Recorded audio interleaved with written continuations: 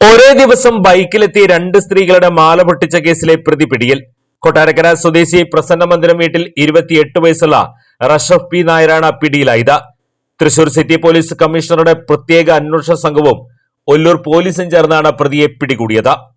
ഒല്ലൂർ പിആർപിടി സ്വദേശിനി കാഞ്ഞിരത്തിങ്കൽ റീനയുടെയും പറവട്ടാനിയിൽ നിന്നുമാണ് പ്രതി മാല പൊട്ടിച്ചത്. ഒല്ലൂർ മണ്ണുത്തി സ്റ്റേഷനുകളിൽ ഇതുമായി ബന്ധപ്പെട്ട് കേസെടുത്തിരുന്നു. നിരവധി CCTV ദൃശ്യങ്ങൾ പരിശോധിച്ചതിൽ നിന്നാണ് പ്രതിയെക്കുറിച്ച് സൂചന ലഭിച്ചത്. മാല പൊട്ടിക്കുന്ന ദൃശ്യങ്ങൾ നേരത്തെ പുറത്തു വന്നിരുന്നു. തുടർന്നുള്ള അന്വേഷണത്തിൽ പ്രതി എറണാകുളം കലൂർ സ്റ്റേഡിയം പരിസരത്തുണ്ടെന്ന വിവരം ലഭിച്ചതിനെ തുടർന്ന് അന്വേഷണ സംഘം അവിടെ എത്തി പ്രതിയെ പിടികൂടുകയായിരുന്നു. എറണാകുളം സെൻട്രൽ, എറണാകുളം ഹാർബർ, കൊട്ടാരക്കര, പീച്ചി എന്നീ പോലീസ് സ്റ്റേഷനുകളിലായി ഇയാൾക്ക് 5ലധികം കേസുകൾ നിലവിലുണ്ട്. Thrissur SP Saleeshan Shankar, Ollur SHO Benny, SI Jees എന്നിവരടങ്ങിയ സംഘമാണ് പ്രതിയെ പിടികൂടിയത്.